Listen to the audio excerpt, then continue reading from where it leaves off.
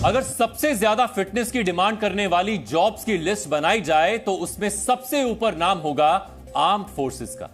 लेकिन भारतीय सेना के लिए उसके अनफिट अधिकारी और सैनिक अब चिंता का सबब बन गए, क्योंकि भारतीय सैनिकों और अधिकारियों में लाइफस्टाइल रिलेटेड बीमारियां बढ़ रही हैं। इससे छुटकारा पाने के लिए सेना ने एक नई पॉलिसी तैयार की।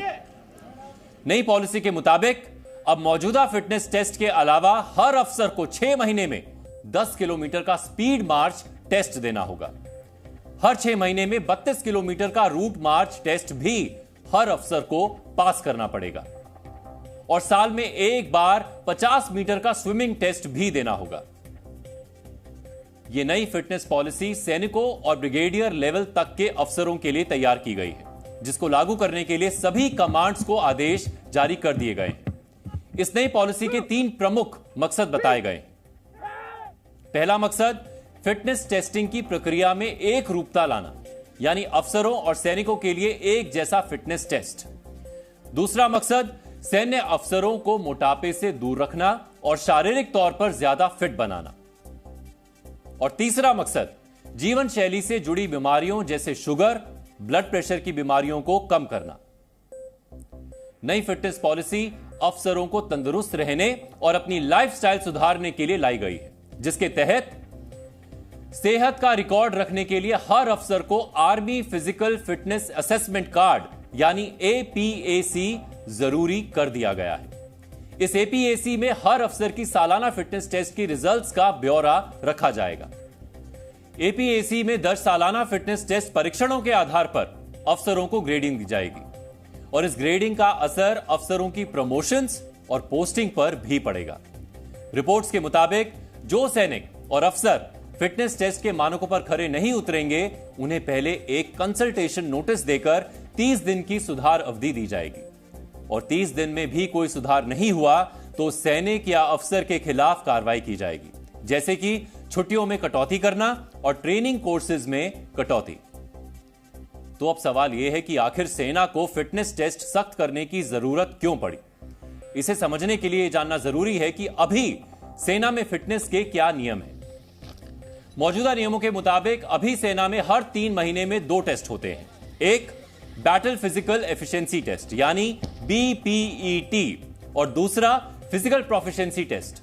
हर 3 महीने में हर सैनिक को अपनी फिटनेस साबित करनी होती है। बीपीईटी में 5 किलोमीटर की दौड़, 60 मीटर की तेज दौड़, रस्सी के सहारे ऊपर चढ़ना और तय समय में 9 फीट के गड्ढों को पार करना होता है। इन सारे टेस्ट में समय सैन्य कर्मियों की उम्र के हिसाब से तय किया जाता है।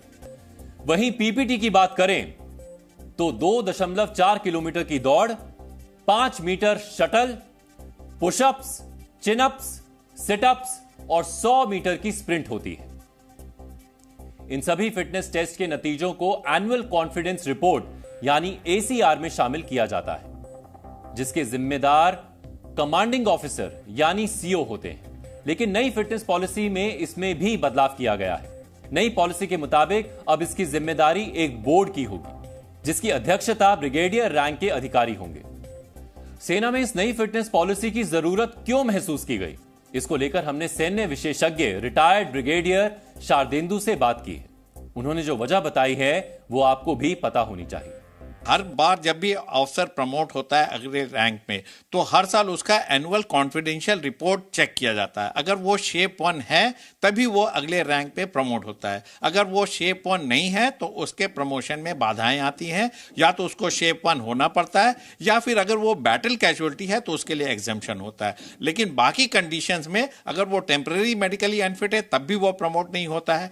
कुछ कैटेगरीज ऐसी हैं जिसके तहत उसका प्रमोशन कमांड में तो नहीं लेकिन स्टाफ में वो जा सकता है। इस तरीके के थोड़े छूट मिलती है। लेकिन अगर आपको कमांड करना, अगर आपको एक्टिव रहना, अगर आपको ऑपरेशनल एरिया में कमांड करना है तो आपको पूरी तरीके से फिट होना पड़ेगा और शेप 1 होना पड़ेगा। अब तो नए नियम भी लागू किए जा रहे हैं जिसमें कि कुछ रूट मार्च इंक्लूड किया जा रहा है। जो लाइफस्टाइल डिसीजेज आज की डेट में अफसरों में देखी जा रही, उससे छुटकारा पाने के लिए इसके मानक को और स्ट्रिक्ट बनाया जा रहा है। और मेरा मानना है कि शायद अब एक हर स्टेशन लेवल पे अंडर अ ब्रिगेडियर, उसके अंदर 2 कर्नल होंगे, एक टेस्टिंग पैरामीटर बनाया जाएगा जिसके तहत सारे जवान ऑफिसर्स का एनुअल जो होगा टेस्ट किया जाएगा और उनको एक फिजिकल फिटनेस का कार्ड दिया जाएगा और ये कार्ड उनके एनुअल कॉन्फिडेंशियल रिपोर्ट से रिलेट होगा और जो अनफिट ऑफिसर हैं उनका प्रमोशन नहीं होगा, ओनली फिट ऑफिसर्स का ही प्रमोशन होगा। इस तरीके से जो हिंदुस्तान आर्मी की कॉम्बैट एफिशिएंसी है, जो फिजिकल फिटनेस है सभी रैंक के, उसको इंश्योर किया जा सकता है। स्वस्थ शरीर ही मनुष्य की सबसे बड़ी पूंजी होती है, लेकिन जब बात सेना की हो तो स्वस्थ शरीर का महत्व कई गुना ज्यादा बढ़ जाता है। इसलिए सैन्य बलों को समाज के सबसे ज्यादा सेहतमंद सेक्शन में रखा जाता है। लेकिन सच यह है कि तेजी से बढ़ती लाइफस्टाइल डिजीजेस अब देश के जवान और सैन्य अधिकारियों को भी अपना शिकार बना रही हैं। भारतीय सेना में सैनिकों का फिटनेस टेस्ट एक निरंतर चलने वाली प्रक्रिया है और सेना को पिछले कुछ वर्षों से समय समय पर यह जानकारी भी मिलती रही है कि सेना के जवान और ऑफिसर्स दोनों में ही मोटापे, हाइपरटेंशन और हाई ब्लड प्रेशर जैसी खराब लाइफस्टाइल से होने वाली बीमारियां तेजी से बढ़ रही हैं।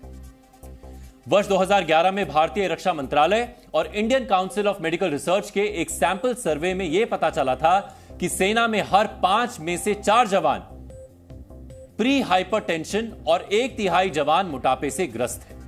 इस रिपोर्ट में इस बात पर भी चिंता जाहिर की गई थी कि सैनिक भी सिविलियंस की ही तरह अनहेल्दी फूड हैबिट्स के शिकार हैं, जो ज्यादा नमक और मसाले का खाना, ज्यादा घी और तला हुआ खाना खा रहे हैं। हालांकि तब राज्यसभा में जवाब देते हुए रक्षा मंत्रालय ने इस रिपोर्ट को यह कहते हुए खारिज कर दिया था कि ICMR ने इस स्टडी के लिए ज्यादा सख्त मापदंड तय किए थे, यानी सेना के हर एक सोल्जर के वजन की लिमिट तय कर दी थी। इसके साथ ही तय सीमा से ज्यादा वजन वाले जवानों के प्रमोशंस पर रोक लगा दी गई थी। सेना ने यह नियम भी बनाया था कि ओवरवेट जवानों और अधिकारियों को विदेश में किसी भी पोस्टिंग पर तब तक नहीं भेजा जाएगा जब तक वो अपने वजन को कम ना करें। यहां एक और दिलचस्प बात है जो हम आपको बताना चाहते हैं। सेना में डिसेबिलिटी पेंशन उन सैनिकों को दी जाती है जो अपनी पोस्टिंग के दौरान गंभीर बीमारियों से पीड़ित हो जाते हैं या फिर ड्यूटी के दौरान अपने अंग खो देते हैं।